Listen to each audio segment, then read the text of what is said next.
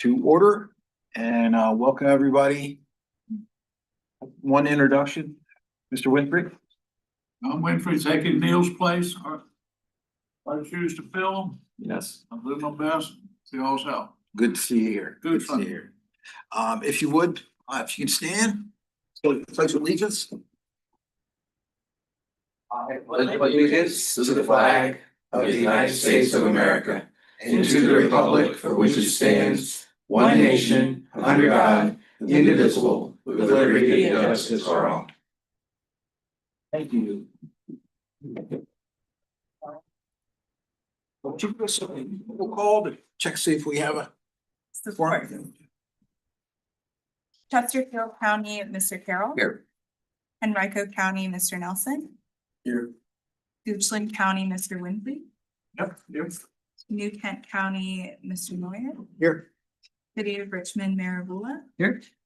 Commonwealth Transportation Board, Mr. Davis. Here. And we do have a quorum. Thank you very much. I did not receive any asking of remote location possibilities, so we don't have to go through that. Do we have any consideration of amendments to the meeting agenda? There's none. Thank you. Approval of December 10th, 2025 meeting minutes. Any questions, corrections?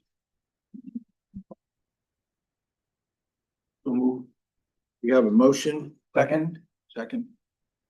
All those in favor of approving the December 10th, 2025 meeting minutes, say aye. Aye. Those opposed. Thank you very much. This is a time period when we have an open public comment period, and we have somebody that would like to speak. Mr. Chair, we actually have two. We have someone online as well. Okay, excellent. Very good. Wow. President, we'll go first. Should I go here? Yeah, name and where you're from. Yep. Richard Hankins. I work with a nonprofit, Partnership for Smarter Growth. Hello, good morning. We are a nonpartisan nonprofit that educates and advocates for Richmond region, that plans sustainably, grows inclusively, and connects communities in accordance with the 10 principles of smart growth. We believe that everyone in the region deserves safe and healthy options for how they get around, whether it be biking, walking, transit, driving, so on and so forth. And we understand that our region's deeply interconnected. Transportation decision made out in Chesterfield County or far southwest or in Goochland or so on can impact what's going on in downtown Richmond and vice versa. That being said, we are worried that the CVTA is spending too much money on highways and roads in comparison to other modes of transportation. I can make many appeals: climate, financial sustainability, equity, suburban sprawl, public health, and many more. But perhaps what will resonate most is that I worry that this rampant highway spending will turn us into another Northern Virginia. Northern Virginia has many, many big roads and sprawls for miles and miles, and yet all of that money they spent on expanding and road safety has seemed to just create more traffic.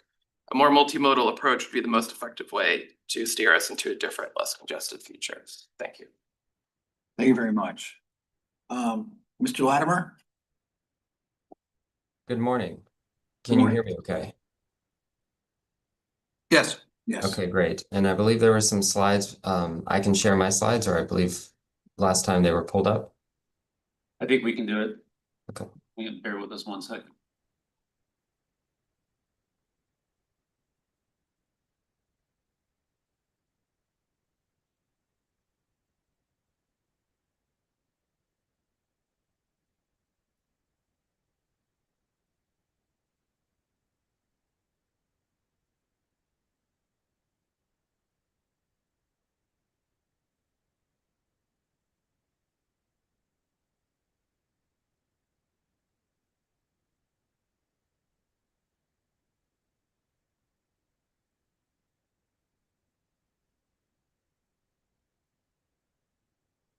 Great.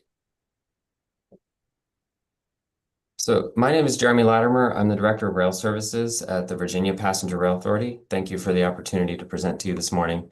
I'm presenting on our request for $15 million from the CVTA for our Fulton Yard layover facility. If you go to the next slide. The reason I'm not with you in person, although my office is in downtown Richmond, is because I'm up here in Alexandria because our series of projects, our program of projects known as Transforming Rail in Virginia, kicked off in the construction phase on Monday. So what you see here are a number of projects that we're building out. It's a $5 billion program that the state and the feds have come together and invested that will drastically improve the rail services to Richmond, the Hampton Roads region, as well as the western side of the state. And so I'm going to talk to you not about these projects, but about an equally important project that's going to be in Richmond. So if you go to the next slide, we have a lot of services, including Virginia Railway Express and longer distance trains. But what you're looking at here are the services that the state sponsors with Amtrak. So these are the state-supported Amtrak Virginia services. And so actually it says today, but that was as of Sunday. So if you go to the next slide, we just entered our construction phase, where during the construction phase, which is expected to last for 5 years, we had to reduce some service. That affected Newport News, Main Street, actually affected everybody all the way up the line, Staples Mill, Ashland. So we have implemented some express buses in the interim and maintained as much service as we can during this 5 years. And some of this may fluctuate during the 5 years. But when it's all said and done, if you go to the next slide, when we finish that series of projects, and especially the Long Bridge, which is the cornerstone of the program to expand capacity and start to separate passenger and freight starting in Northern Virginia, where the most congestion is, which will have downstream benefits to Richmond. When that's done, we can start to restore services, and that's expected to be done in 2030. And so we'll restore that existing train that comes out of Main Street Station. We will add a train to Newport News that will add service to Main Street Station. All of these services go through Staples Mill Station, and then most of them will be stopping in Ashland as well. And we will restore the services to Norfolk that also go through Staples Mill Station. So a lot of service coming back for Richmond, but if you go to the next slide, the Fulton Yard layover facility is required because our ultimate plan is to drastically improve the service out of Main Street Station. And to do that, we need a facility to park those trains. And so what you're seeing here, the growth in those orange lines, is the benefit that comes to the region, to Main Street, to Staples Mill, and to Ashland by restoring and then growing services in the future. So if you go to the next slide, it's not just more trains that are coming. We've negotiated with Amtrak to ensure that their initial order of new equipment will serve our growth in service, not just the existing service we have today. So, and starting in 2027, you'll start to see new Siemens trains coming online that are being built in North Carolina and Sacramento, California. Right now, the first train is off the line and being tested in the Northeast Corridor, and they should start coming in. This Fulton Yard facility will be built to service the new trains, because the current trains we have are very different equipment from the 1980s. So you can go to the next slide. The benefits, and you click one more, you'll see there's a zoom in. So right now, between Richmond, Staples Mill, you see up there in the middle in orange, the trains have to serve Main Street, but they go back to Staples Mill for servicing, and then they come back to Richmond Main Street to pick up passengers. We need to eliminate those deadhead moves, we call them, where there are not passengers on, because that goes through right through the middle of the network and affects freight. It causes a lot of congestion in Richmond. If we're going to grow service, CSX is not going to allow the deadhead moves to continue to grow. So this facility you see there in blue, Richmond layover facility, or the Fulton Yard layover facility, it's actually located just over the line in Henrico in the CSX yard. That will allow us to accommodate that growth. You can go to the next slide. We have Actually, there you go. So we've already started in putting VPRA's funding into getting to final design. We're currently at 60% design. We're doing this because we're also pursuing federal funds, and we need to have a shovel-ready project and demonstrate that this is a good investment for all that would invest in this with regional funds and federal funds. So we're at 60% design with funding to go to final design from VPRA. If you go to the next slide.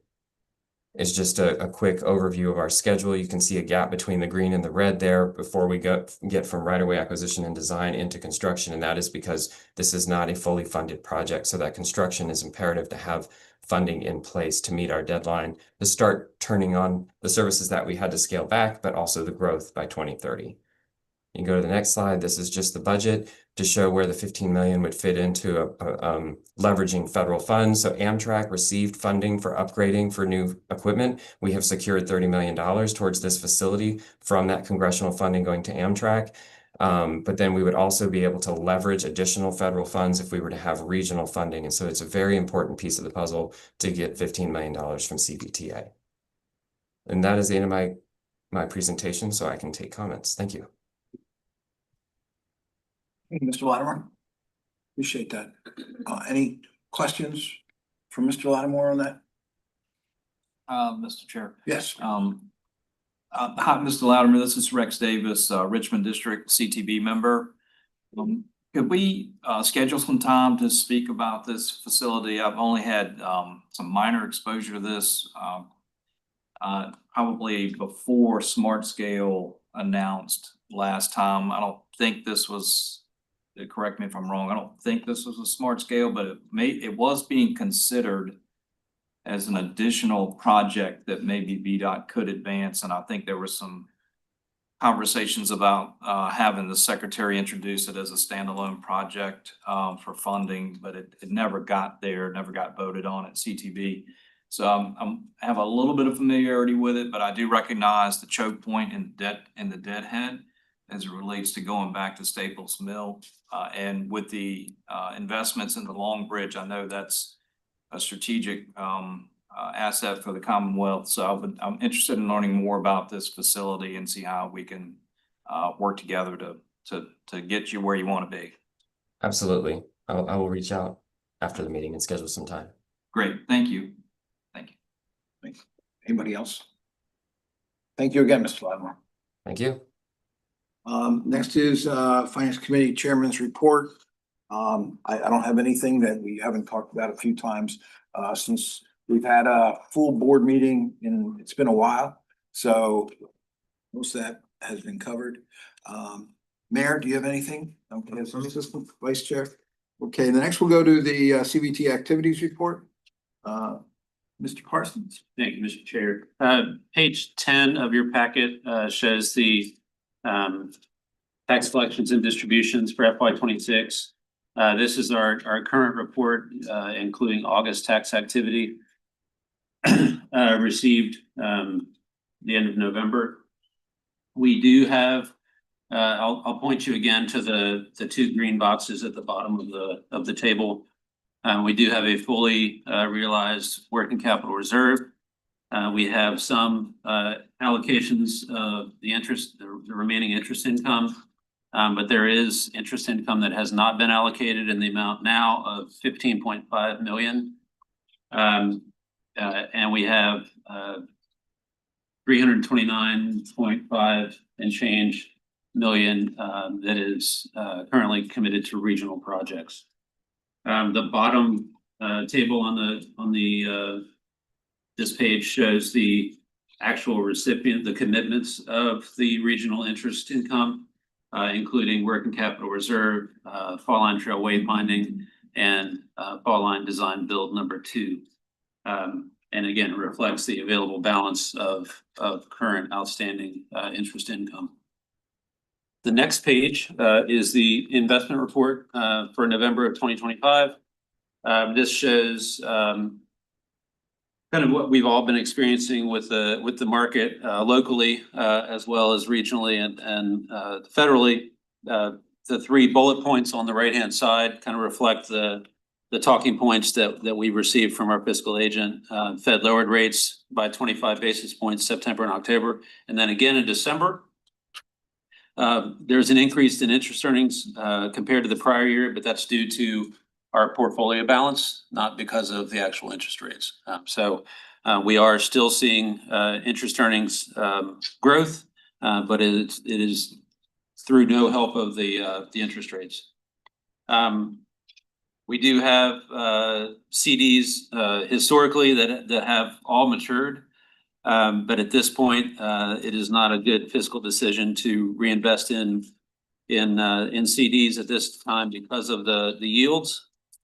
The best direction is the one we are using right now, which is investing in pooled funds, so that we can continue to see positive cash flow. And obviously, we'll continue to monitor this in an ongoing basis with our fiscal agent to make sure that we are making the best investments we can for the authority. Mr. Chair, any questions on the investment report? I did have one other item to share. Anybody have any questions on it? Okay. Would you mention about the rate, the tax rate, how it has gone throughout the time period from the 7 cents on a gallon versus? Oh, yes, there was a brief discussion before the meeting started about the fuels tax. Part of our legislative directive is that the fuels tax is indexed. So even though we always communicate that it's whatever, 7 cents, 7.6, 7.7 cents, that was back in 2020. The indexed rate is now up in the nines, so about 9.5%, I think. We can actually go in and check that. There's a really handy website that the state maintains that shows what those current index rates are. But that's actually where we are. And it's not a jump. It has increased gradually over time. But that may be new information for some of us. So It was. Yeah. Any other question on the finances? You had something else? yes, sir. I did, hopefully everyone has one at the place. I did a quick search in the legislative information system last night. And look for any transportation bills that may be interesting for CVTA to be following. Most of these, there is one on the backside, House Bill 571, that directly impacts CVTA. The other ones on the list are CVTA adjacent, or we're watching those to see how things happen in other parts of the state that may influence how we want to approach business. But these are all, again, today's the first day, but they're all slated to be introduced at some point. And we will certainly be working. We don't have a legislative liaison ourselves, but I work closely with everyone who's in place at the locality level to make sure that we understand the most recent activity that's happening over at GA. So I don't really have any additional information other than what's on the page, but we'll certainly let you know if we hear anything new. Thank you. Thank you. Any questions on that for Mr. Parsons? I was wondering if something directly affecting CVTA, do they reach out to us or how do we become involved and aware and participate in the process, so forth? That's a great question, Mr. Winfrey. There was one item in last year's session that impacted CVTA, and I was aware of it as the language was being developed. So we were brought in from the beginning. This item, the first I saw it was last night. So this is not happening that way. So I think probably every bill is going to be different. For doing this, and then you can reach out and get involved. Yes, sir. Keep rest of it. Very good. Thank you, Mr. Winfrey. Question. Yes, sir. So HB 571. Picturing reducing from 15 to 13% the amount of funds distributed to GRTC. And you telling me the first time you heard about this was last night? Yes, sir. So the first time I heard about this was yesterday. Well, no, take that back. First time I heard about this was this morning. GRTC and CVTA. So we got a member jurisdiction funds from CFT. Now we'll go to Bay Transit and reduce GRTC funds from 15 to 13%. New Kent, which is represented here. The first we heard about this Charles yesterday. I had not seen the write-up on this. I'd heard Scott Wyatt was going to be talking about this, but I haven't seen the actual description. It'd be Charles City also then. Just asking. So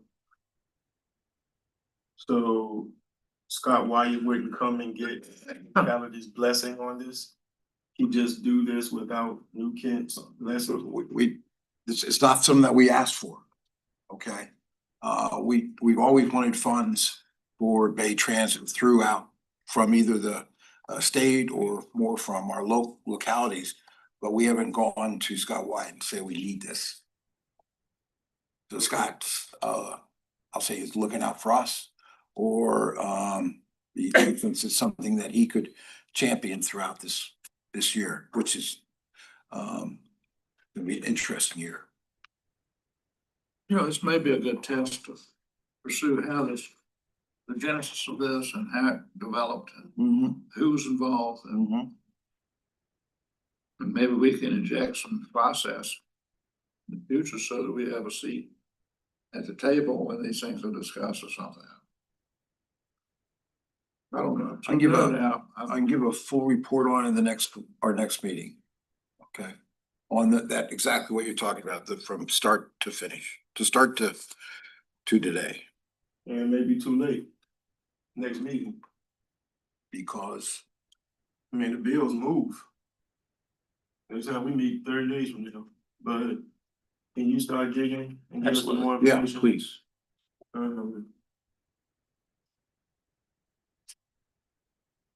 Very good, thank you, Reverend. Activities report. Mr. Benitez. Good morning, Mr. Chairman, members of the committee. Since your last meeting, TAC has met twice. We called a special TAC meeting on December 19th to consider specifically changes to the Fall Line Trail wayfinding plan. The wayfinding plan is a product of CVTA that is provided to all localities to provide supplemental signage to, I'll call it the regulatory signage that's standard, will be standard throughout the trail. So this is additional things like mile markers and directional guide signs and trailhead markers and so forth. And Hanover, having the first section complete, we are in the process of having those signs installed. Just as a refresher, some of you may know this, but CVTA has provided funding to each locality to cover the cost roughly of those signage. So we've gone out, we've contracted with Holiday to produce those signs. We had prototypes developed, and you know, as you find, the prototype doesn't always look exactly like what we had envisioned when we see it in an 8.5 by 11 color. Glossy, and so actually seeing the full-scale signs, which were produced exactly to spec, there were some things that we thought could be improved, but still maintain the overall look. So we made some recommendations. We wanted to keep the process moving forward, so we called a special TAC meeting. TAC came together, they approved the changes. Again, the overall look and appearance of the signs is going to basically be the same, but improved in my opinion. We then met again this past Monday, and most of that discussion was spent reviewing the round 4 regional funding scenarios. So the framework document, localities had the opportunity to submit funding requests we're now at round 4. That's hard to believe. And those scores were presented. A lot of the discussion was centered around the balance. There's about a $48 million balance that remained unallocated in developing the allocation recommendations. And TAC came up with 4 possible options for dealing with those funds. In the past, when we've had balances, they've gone back into the reserve and then get reallocated in the next round. So being a sizable balance and being that there are current needs, again, we developed 4 options. Mr. Parson distributed those options to you all in a memo, I believe yesterday evening, and I'll be available to assist Mr. Parsons describing what TAC's intent was or what our thoughts were surrounding those 4 options. We then concluded the meeting by taking action to approve the scheduling of a public hearing. I don't recall the date exactly, to consider those round 4 allocations. So, Mr. Chairman, that's my report. I'm happy to take any questions that your committee members may have. Thank you, sir. Mr. Chairman, one clarification on Mr. Cardenas's report. The wayfinding plan revisions will be on the agenda for your January 23rd meeting. Sure, quick question about wayfinding. Is there one consistent body that does, like, that designs those signs for the entirety of the trail? Yes, and that was CVTA took the Okay. lead on that. We Okay, had oh, so a, that's what the TAC is doing for the entire trail. yes. Okay, got it. Yes. Great. And that was one of the things that we wanted to ensure that we had consistency for the entirety of the trail. So that was the purpose of the tax involvement, SVT's involvement. Thanks. Thank you. Comes down to other business, updated CVTA revenue estimates, Mr. Parsons. Thank you, Mr. Chair. This is the staff report on page 12. This is something that happens every year. Late December, usually, we get an updated set of revenue estimates from VDOT, which they develop in cooperation with the Commonwealth Department of Taxation. And these revenue estimates are used, especially timely today, to develop our baseline understanding of how much funding will be available every year that we can then turn around and allocate to regional projects as well as distribute to localities.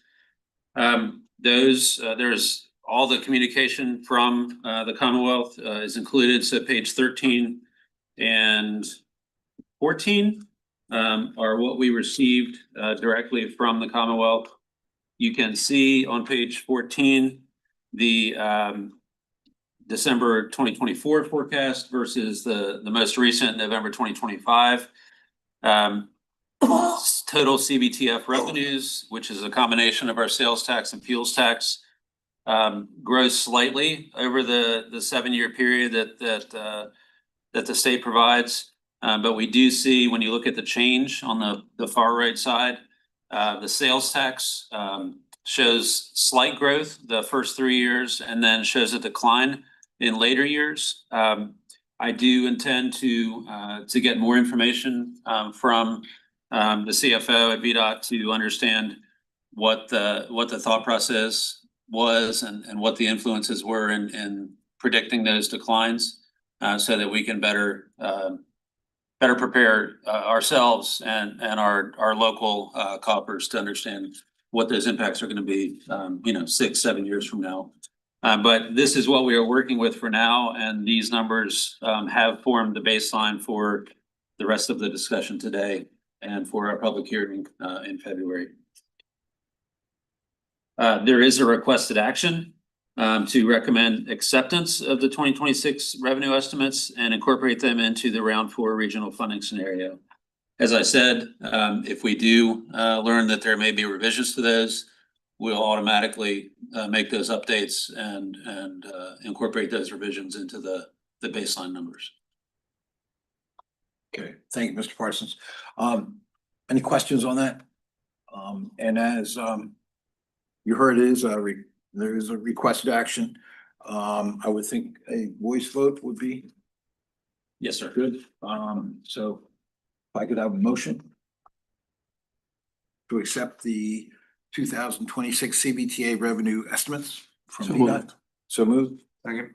Second, thank you. All those in favor, say aye. Opposed? Thank you, passes. Mr. Chairman, before we go to round 4, round 4 is next, right? Yes. I gotta back up. My brain is not letting me function and move forward. I'm just not clear. So I've been doing this for a while. I'm just having a hard time believing that there's a House bill that is going to impact our organization and nobody knows anything. Like I'm in disbelief. So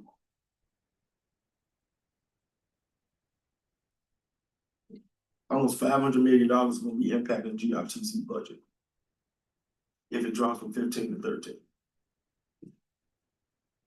We don't know anything. Like, nothing, nobody said anything. First we hearing about this is right now. So you telling me Delegate Scott Wyatt literally pulled this whole thing off on his own? And GRTC didn't know, CVTA didn't know. Nobody around this whole table knows anything. Like, I'm. Okay, okay, I'm sorry. It's just not sitting right with me, so, New Kim is a part of this organization, like, why wouldn't we know anything? Like, literally, it's gonna impact another organization within the context of CVTA funding. I'm just saying, I'm not directing this in chief. No, I understand what you're saying. You know, we've not talked about this as a board. I've not talked about this with the county manager. This is something that is not in our, it's not in our legislative updates that we are conversing with anybody in the GA. So, you know, why Scott feels this is necessary to bring to a bill without going through the full board of supervisors, I don't know. I do not know. It'd be good to find it. I'm sure, I'll be in discussion with Scott. I'm sure Scott probably did not dream, wake up one morning and dream that somebody approached him, some process to convince him to put that bill in. It sounds like that's what happened. It sounds like, it sounds like Scott woke up one day and determined that they to come in and provide transportation for Charles City and New Kent. And we're gonna go get 2% of the funding from CVTA. He thought this all on his own. I've been in this for a while. Delegates and senators don't just do stuff on their own without somebody's blessing. So that would be the interesting to find out. I mean, if that's what you're saying happened, man, it's all I'm gonna argue it. I'm not gonna argue it. Right? Mr. Chair? Yeah. I mean, I think there's a couple of unknowns here. Number one, we don't know if Charles City had mentioned it. Two, we don't know if Bay City, Bay Transit reached out and expressed it. And I think a call to the delegates legislative aid will solve this problem really quick, because they'll be able to tell us who requested the bill. The policy that I've always gone on, and I was a lobbyist for 14 years, is a legislator doesn't drop a bill unless someone requested, period. And so something like this was requested by somebody. They chose to draft it up and they put it in. We'll find out how it happened. Mm-hmm. But it is odd that, quite frankly, that you being the chair of finance, and he's gonna draft this and didn't contact you at all, being the chair of the finance committee for CVTA. It's just odd that I think, you know, if Dolores McQuinn, who is the original patron of the CVTA bill in the first place, was gonna come forward with anything, she would have come to us and said, hey, guys, I got a request, and girls, don't sound like I'm being appropriate here. I got a request for a piece of legislation. I want to make you aware of it. And so it's just odd. I agree with the Reverend that it is, it's just odd in the process that no one heard about it. I would thought that this would have been certainly something, and again, you tell me you didn't know, I believe you, but I think I would hope that any member jurisdiction within the CVTA, if they have concerns about anything, about what they're trying to fund, that they would bring it to all of us and say, hey, by the way, this is an issue for us. And we want to bring it forward collectively to make sure that everybody understands where we're coming from with this. You know, like when you needed money for a particular interchange and you brought it forward to us and you got your money. So it's just, it was just odd, in my opinion as well. So I agree with. No, that's odd. That's odd. I just want to make sure that I wasn't the only person sitting here thinking it wasn't odd. So that's, thank you. I yield the floor back. So thank you. Very good. Noted. Well noted. Then the final round for regional application scorecards, Mr. Parsons. Yes, sir. A very detailed staff report starting on page 16. What this does is effectively summarizes the contents of our scoring framework. And the the executive summary is we have a very detailed process that we follow every 2 years to receive applications, make sure those applications are complete, score and rank those applications by category, meaning highway, transit, bike ped, bridge, planning and engineering, and then provide recommendations to the authority through the finance committee on project applications that were at the highest part of the list and do qualify based on the criteria for funding based on our available funding, which we just talked about through the revenue estimates. So the first step in that analysis or that decision-making process is to look at the scoring for each of the project applications that were received. So the fold-out page, starting on page 20, that is if I can see that, it's two tables. That shows the revenue forecast for the next 6 years, which would make up our 6-year plan from FY27 through FY32. We start at the top. That's reflective of the revenue estimates that we received. We go down the table, target balance percent. This is the amount every year by framework that we dedicate and set aside as our balance entry to help support, unforeseen cost increases, inflation, et cetera, et cetera. So you can see over time that percentage increases because the uncertainty in out years is a lot greater. And the amounts under that, the target balance is the monetary reflection of that percentage. Which then you take the balance entry out and you see the availability of funds to allocate each fiscal year. And then the allocations. So every 2 years, when we look at regional funding, we adopt an allocations plan as part of the CVTA. What it's done, you can see from FY27 through 31, there are existing allocations that have been made, existing project commitments. Those are contained in our existing allocations plan. When we adopt round 4, there will also be allocations for FY32, which right now is empty, as well as some some previous year allocations to help support existing projects that need additional leveraging, for example. So all that to say, we do have leveraging adjustments for existing projects that have leveraged CVTA funds to account for inflation. But our available funding is 131.2 million this round for round 4. So that's a number to remember, 131.2. Now, the next table where you see category splits is a summary of the 6 different modes that we assess projects by. And going from left to right, the first column is the amount in project requests that we have received for round 4. Next would be the percent of the total. So, for example, active transportation, there were $24 million in requests. That is actually 6.7% of our total request amount of $356.4 million. So that percent of total shows by category what the requests were. We then do splits based on the framework of what the fair share amount is, and I'll go into that in a little bit more detail on the next page. Then you see within each category how many projects were within the funding limit, the allowed funding for that category. So you can see multimodal, there were 0 projects within the funding category because of varying factors. And then the cost of those projects and the remaining funds. So Mr. Vidunas talked in his report about the unallocated funds, the remaining funds, that 48.3 million.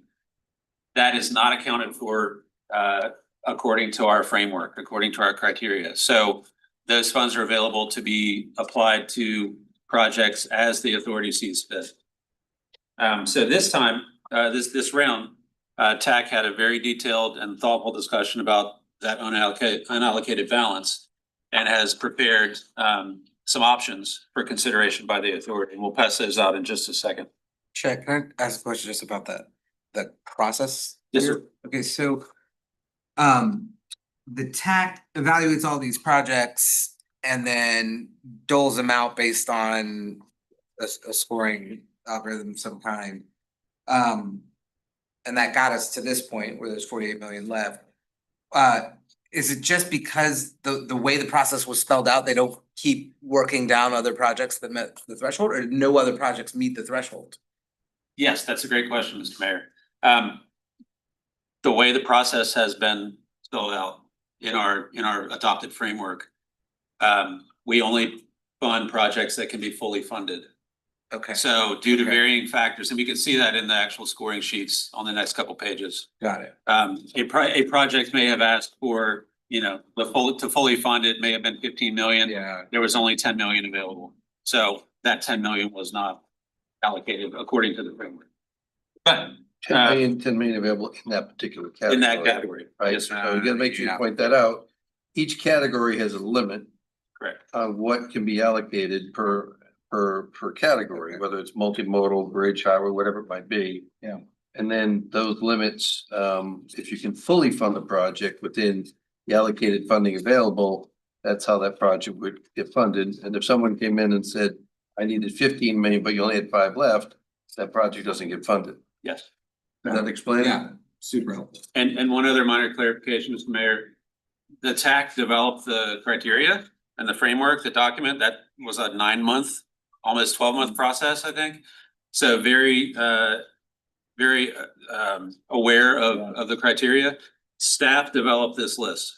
And then TAC reviewed and thoughtfully reviewed and then discussed the unallocated balance. So staff did the manipulation of the data and then worked it back through the TAC. Chair, one other point I think that Chet didn't say is that. Yes, you'll see in a previous sheet, it shows how the framework is, how the projects are scored, but when TAC developed the framework, it was with input from the sitting members of the CVTA. And then it was adopted and voted on and as adopted as the framework by the CVTA. So although TAC worked very diligently in the region to develop that whole process, it ultimately got adopted by us and accepted by us as the standard in which we would move forward with business. Is that an accurate depiction of that? And then the next step of that is that the unallocated balance, we have more flexibility with Yes. outside of, the process that's been. Okay, I'm good. So, Mr. Chair, I can go through each of the different categories, but I think an illustrative example would be if you look at page 21. This is the bicycle pedestrian category. There were 2 applications that were received for funding. The scoring, which went through all the model and the GIS analysis and everything is shown there for safety, mobility, access. We have a benefit score, so overall benefit to the system, to the overall network around the region, the benefit rank, and then the requested dollar amount, which you can see, and then there is a benefit cost ratio. And you can see the scoring changes once you apply the cost and the benefit for each of these projects. And that is what ultimately develops the ranking. So we have our 1-2 rank there. If you look at the box, that starts with category request 24 million, that is the total amount of funding requested through the application cycle. All requests for round 4 total 356.4 million. So the share, as I said earlier, for bike ped was 6.7%. The available funding, again, if you go back to our revenue projections and balance entry commitments and everything else, was 131.2 million. So if you take 6.7% of the available funding, that shows that the category share for bike ped was 8.8 million. Using just the criteria, just the numbers, the first project is within that limit. The second project is not because of the amount requested. And because we could not fully fund that, there is a remaining balance in bike ped of 2.8 million. That goes towards the 48 million. That goes back to the 48 million. So that whatever's left after each one of these boxes of unallocated is where you get the 48 from. Yes.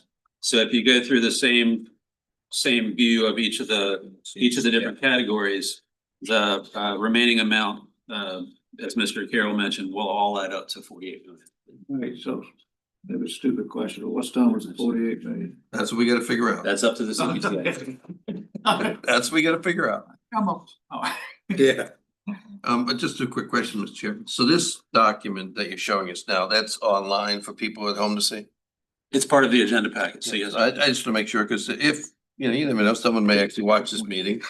And we're having this discussion about these boxes and they're going, Oh, yeah. I don't know what they're talking about. But they have the opportunity to pull it up and see it and then go back and listen to our explanation, and hopefully understand it. I just think that's important to make sure that Yes. the documents are out there for the community. So, Mr. Chair, at this point, this is an information item. Correct.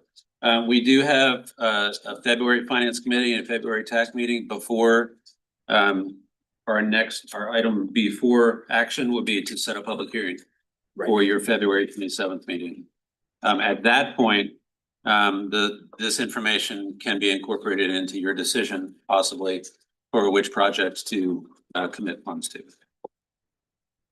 For the next month, I think TAC is more than happy to discuss internally at the local level, at the CVTA level about thoughts on how the scorecards broke out and recommendations options for funding allocations.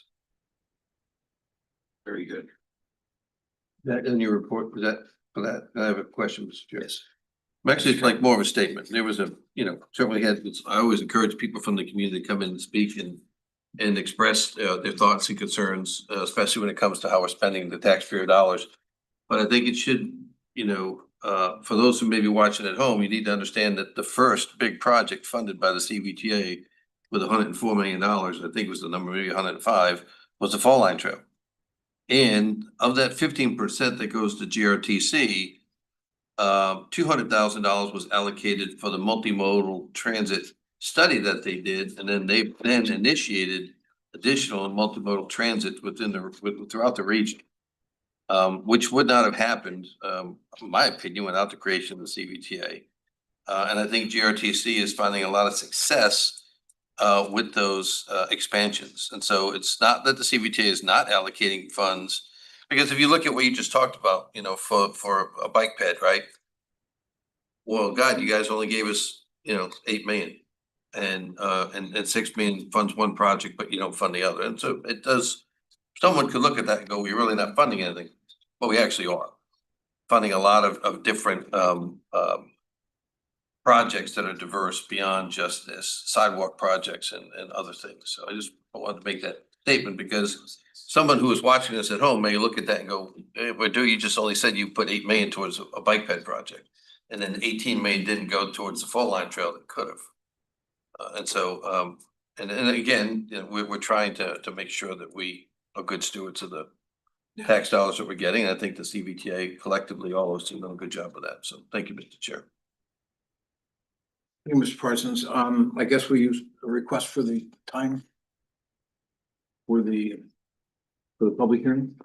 No, we're on You want to go through that? Okay, Yes, sir. go through that. So this is item B3 relating to the draft allocations plan.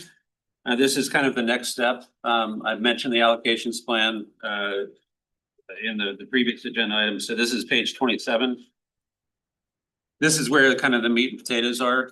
If you are a technically minded person, this is where you can go in and see by fiscal year which projects are funded and how much funding is going to each project. Typically, these allocations are split into the different phases for projects, whether that's PE, right-of-way construction, typically, and will be split over multiple years based on input in the applications that we receive for the local thoughts on when a project may kick off and when when it slots into local CIP or other local plans and processes, as well as the VDOT portfolio as well. So there's an order of allocations which is shown in the staff report on page 27. Typically, when we are committing funds through a regional round of funding, the first step is putting the year six, filling in that balance entry for the out year that does not have any funding right now. And then we look at active projects that might need additional funding in years 1 through 5. The next phase of existing projects that have already been approved by the CVTA for that final out year, year 6, and then new projects in order of priority. So all of those criteria are contained in this draft allocations plan. You will note that a couple things to note with the allocations. All of our projects, all of our regional projects are listed in the allocations plan. So if you ever want to see all of the commitments that the CVTA has made to regional needs, this is the place to go. Since its creation in 2020, this list contains all of the projects that have received CVTA regional dollars. But we are looking now at our our current 6-year plan, which is FY 27 through FY 32. And the kind of the middle of the table, down those columns, you can see for each project, what is the current commitment in regional funding for those projects between these current fiscal years. There may have been previous funding as well, which is also noted.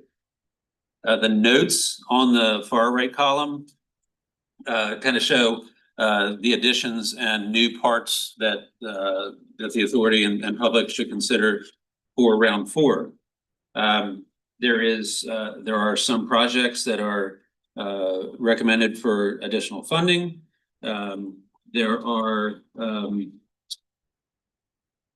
new projects that are shown on page 29 at the bottom of the table that are part of the scorecards. And then this is something that TAC discussed to some detail. There are the 3 peach colored rows. This is the first time that we are showing projects that may be eligible for deallocation. We do have a process that has been adopted by the authority for recovering funds that may not be ready to go. In some cases, there are probably a multitude of reasons why a project may not be ready to move forward. An additional grant that has been sought did not come through. Could be many different things, but we have criteria that we follow to identify eligibility for deallocation. And these 3 projects met this criteria. That does not mean that these projects are going to lose funding. It just means that it is time for additional discussion and communication with the project sponsors to understand what's going on with the projects and what CVTA could do to keep those moving, because I think the last thing any of us want to do is kill the project. We want them to proceed, but at the same time, we want to be responsible funding partners and make sure that CVTA dollars are going towards something that is going to be completed. So TAC saw these projects, and we are going to start understanding, what the details are, and hopefully we can come back and take these projects and clear out the color on the table and keep them moving forward. But that's an information item at this point. So let's assume that maybe there's 1 or 2 that gets defunded or taken off the list. That funding goes back into the general pot and for reallocation, available funding for reallocation to other projects. Yes, sir. That's the policy. Yeah, policy for that. Makes sense. Thank you, Mr. Parsons. Any questions on that? Then the next, Mr. Parsons, is CVTA round 4 public review and admin. Yes, sir. So page 30, there is a requested action for this item, but essentially what we would like to do, and TAC has made this recommendation as well, is have Finance Committee recommend setting a public hearing for your next meeting, February 27th. It does set in place, the public review period. We do have a draft press release, which will be updated as needed to reflect all of our latest numbers, but that's on page 31. It sets a 15-day public comment period, which is our requirement starting on February 11th through February 26th. Gives options for how people can submit comments or participate in person or virtually in the public hearing. And it also on page 32, this is a format we used for round 3. It shows all of the possible all the applications that were received, project details, and then the projects that have been recommended based on the criteria. So reflecting the scorecard numbers. So that is something that we think can be helpful for people reviewing the list that may not have been continuously plugged into the CVTA and these ongoing discussions we've had. We would like action from the Finance Committee to recommend setting that public hearing. That's the action for today. Mr. Chair, quick question about that. Yes. So the public hearing we're potentially taking action on is to provide input on the recommended round 4 projects, is Yes, that sir. right? Is there any part of that that is also shaping what we do with the unallocated 48 million? It certainly could, yes. If we go back to the unallocated 48 million, and I would like to talk about that memo, if we can get that passed out. After this action item, Mr. Chair. Okay. The 48 million is at the discretion of the CVTA. So I think typically round 3 was a similar process. There was action on the allocations that were recommended based on the framework. Okay. And then additional action for unallocated balances that may be committed to other projects. But that is outside of the scoring criteria and is up to the discretion of the authority. Okay. Any commentary on just how that went in round 3? Like how the unallocated balance, what did you guys use to dole those out? Mr. Former Chair. I'm not gonna comment right now because I don't have it in front of me, so I can't recall it. I'm pretty good, but not that good. I'd have to go back and look. Okay. And review what we did, but my guess is we probably looked at, I think if I remember correctly, some of the projects that were underfunded. We allocated some of the funds to fix those. But I'd have to go back and look at it. You recall anything, Chad? I think my recollection is that the process went fairly smoothly. Because we had this discussion at both committees. And that built into the full authority. There was time for, collaboration and understanding of the regional needs, what was taken care of and the scoring criteria versus what was still outstanding. So I think when we got to that day for the public hearing, there was not a lot of, uncertainty. I think my understanding is that, and my impression of the membership is that there's lots of great communication and collaboration has been on display since Mr. Thornton took the gavel. We can get you a more definitive answer, go back and look at what the allocation looked like. Yeah. We Okay. can go back and look at that.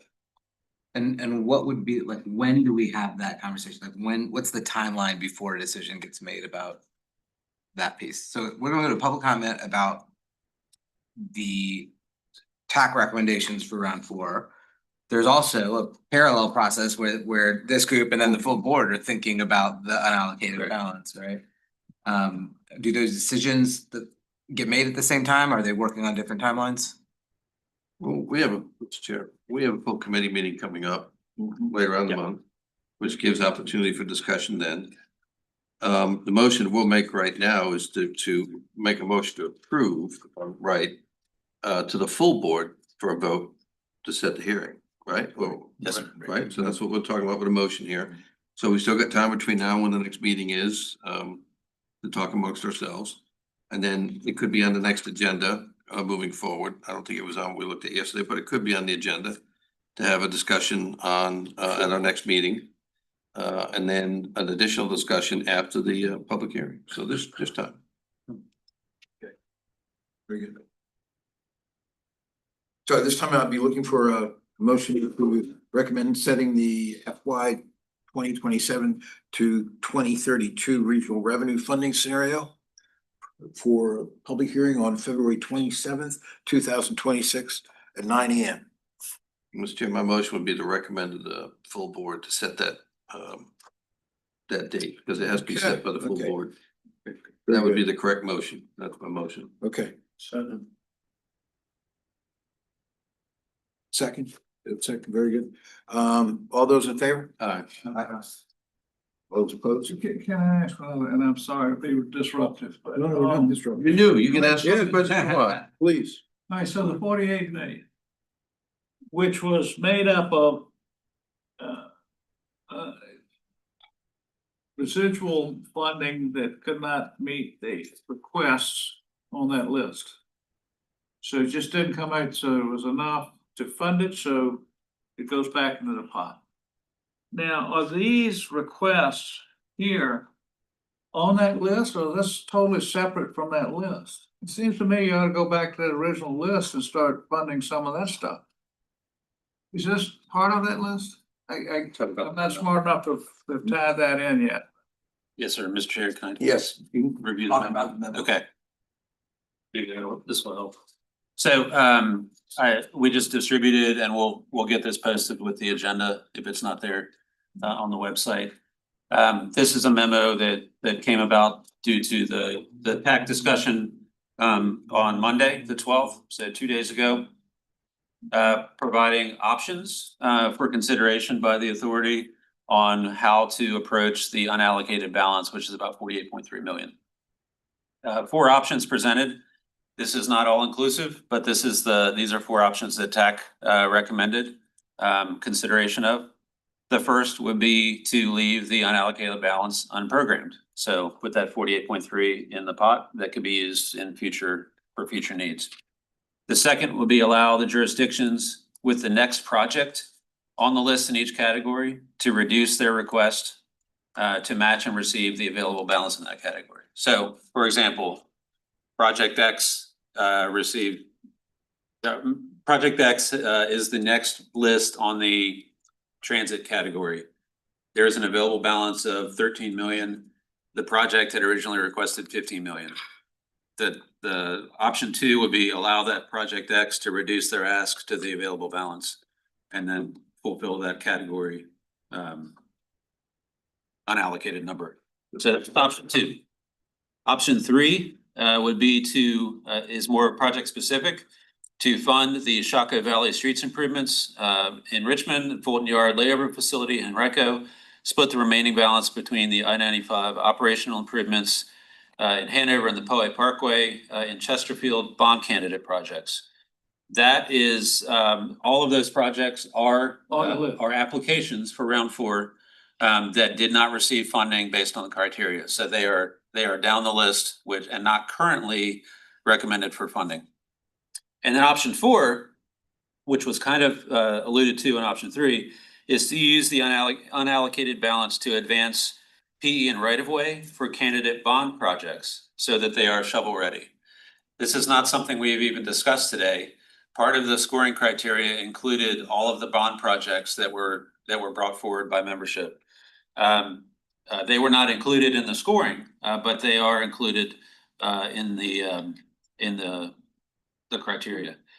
To determine the recommended split of funds, we would request the jurisdictions with submitted bond candidate projects to provide their estimates for preliminary engineering and right of way, along with a timeline to complete all project phases. This would be information that should be provided no later than January 28th, so that could be part of the decision-making process when you get to your public hearing at the end of February.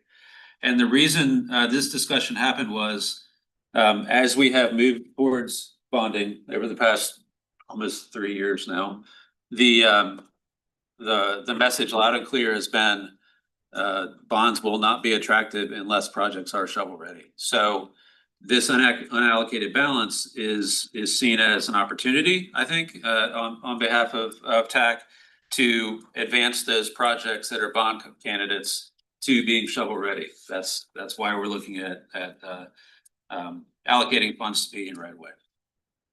So does that help, Mr. Winfrey? Yeah, That explanation. that's an interesting, I mean, that's a point of leveraging, isn't it? Correct. leveraging into bonds. And Correct. providing the seed money or the initial.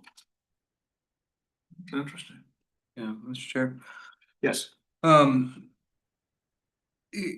Option 3 gets to, I think, where Tom and I have are trying to uncover here, which is like what happens to the projects that like just didn't make, like just missed the cut because of amounts or whatever else. I mean, I guess, is this the tax recommendation based on those projects that like just missed the cut? Well, if I could, Ms. Moore actually developed that particular recommendation. Maybe Ms. Moore could address what the thinking was. But put you on, Mr. Chair, that's okay. That's fine, thank you. Yeah. Ms. Moore. Thank you. Diana Mark here, City of Richmond. What happened with the number 3, we had a conversation in TAC and specifically for the City of Richmond, the Shaco project, when other people adjusted their request, it fell out of the funding to be funded. And so it came about that there's only $3 million left in the highway category. So option 2 would only, for our $14 million need, only give us $3 million.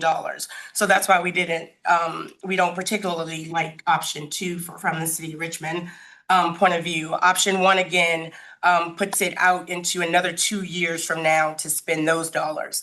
And so again, option 3 was looking at the need. We did have Jeremy come and speak to us about the port project. There was some support from the City of Richmond on that. And so we did think that being that they were asking for that leveraging amount, that would be appropriate for us to bring to the board as an option. As well as with the Shaco project, that is a leveraging of Smart Scale. It's closing the gap of 14 million that currently exist. And again, it's ready to go. It's literally to purchase right away. And so this was our opportunity to put that before the board and asking for that. Along with the discussion was thinking about option 4, putting the money on for the bond projects. And so that's where looking at after you were to fund the Virginia Passenger Rail plus the City of Richmond's request, there's approximately $18 million left, or 19 or so. And so we said, hey, there's still the seed money that can go on to those bond projects to begin.